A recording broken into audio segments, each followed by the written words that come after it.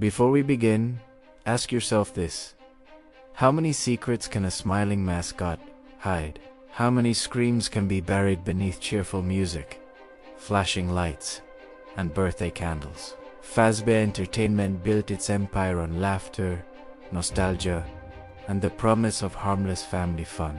To the outside world, it was just another successful children's entertainment company, colorful animatronics, affordable pizza, and unforgettable memories.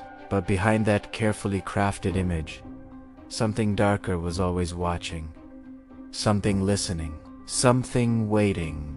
Welcome back to True Terrifies Official, the channel where we uncover the stories that were never meant to be told. If you're new here, consider subscribing and turning on notifications, because what you're about to hear isn't just a story, it's an excavation. Tonight, we're opening a sealed vault known only as the Lost Tapes.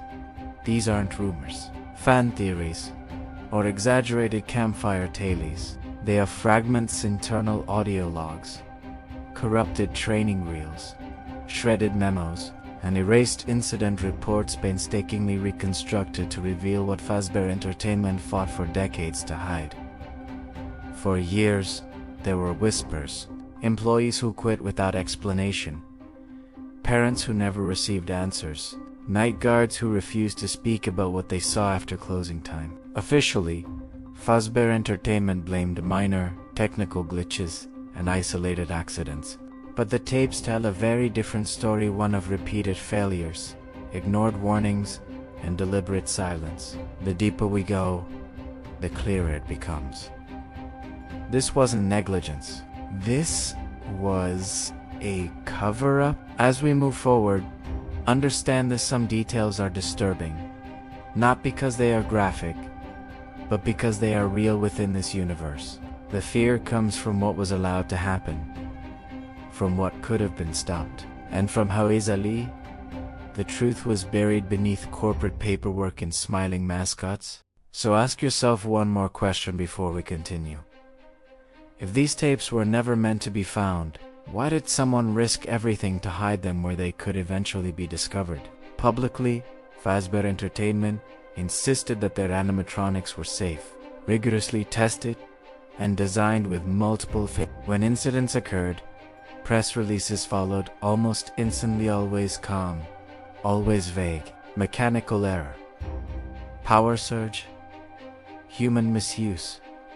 But inside the company, the language was very different. One recovered tape features a trembling engineer stating they're responding to stimuli they were never programmed to recognize. Another memo refers to unpredictable autonomous behavior during low light conditions. These weren't random breakdowns. According to internal diagnostics logs, several animatronics exhibited patterns that suggested learned behavior, repetition, adaptation, even targeting. Early prototypes reportedly reacted aggressively to sudden movements and loud sounds, especially after hours. Engineers flagged this as a critical safety concern. Management flagged it as a branding risk. The solution was not to shut down operations, but to rewrite reports and silence internal alarms. One of the most disturbing revelations from the Lost Tapes is the concept of pre-programmed aggression. Not intentional violence, but a cost-cutting shortcut using outdated behavioral subroutines designed to mimic high-energy performance. When combined with faulty sensors and facial recognition errors, these routines became dangerous. Instead of decommissioning the units, Fazbear executives authorized overnight operation with minimal staff, reducing the number of witnesses and increasing deniability. Maintenance logs show repeated incidents that never reached the public record. Security doors forced open from the inside, animatronics found in restricted areas, and motion sensors triggered in rooms that were supposedly empty. Each report ends the same way: issue resolved. No further action required. But the problems never stopped. They escalated, and soon, malfunctions were no longer the worst thing happening inside those walls. When people started disappearing, Fazbear Entertainment's strategy changed from denial to erasure.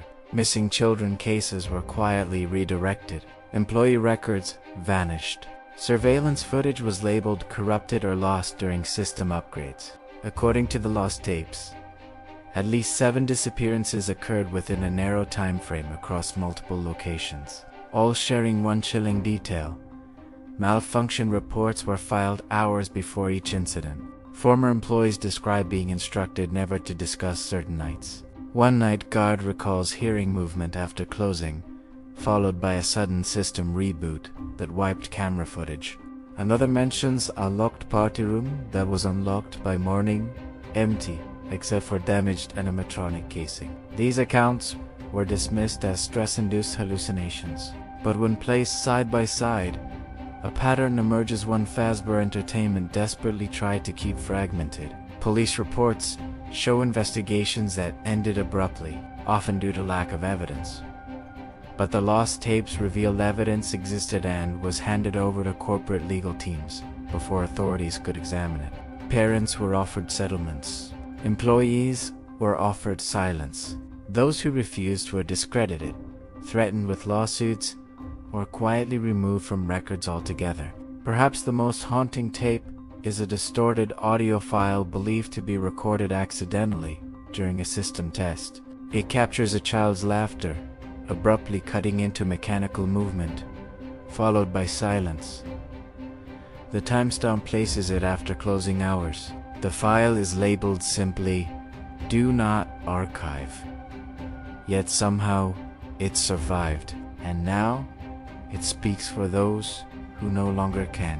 A cover-up of this scale doesn't happen by accident. It requires coordination, authority, and silence at the highest levels. Executive emails, recovered from the lost tapes, reveal discussions not about safety, but optics.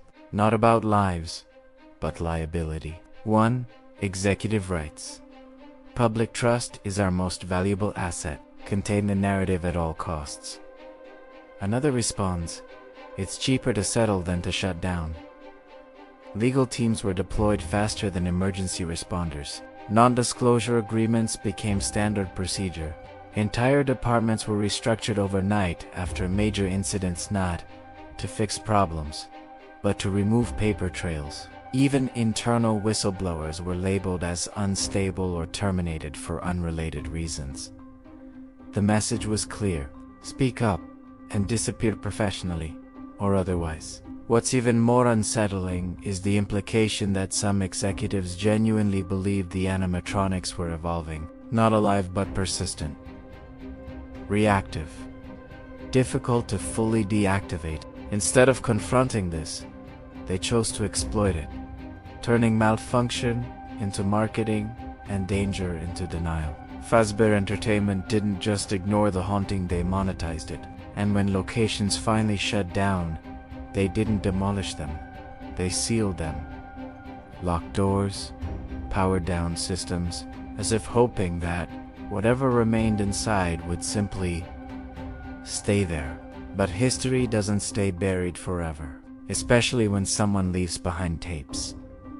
So what did the lost tapes truly expose? Not monsters, not curses, but something far more terrifying: human decisions. A corporation that chose profit over people. Executives who saw warning signs and called them inconveniences. A system designed not to protect, but to conceal. Fazbear Entertainment S. Darkest Secret isn't. What went wrong it S. What they allowed to continue. These tapes remind us why stories like this matter, why questioning official narratives isn't paranoia, it's responsibility. When companies control the story, truth becomes optional, and when truth is buried long enough, it starts to rot.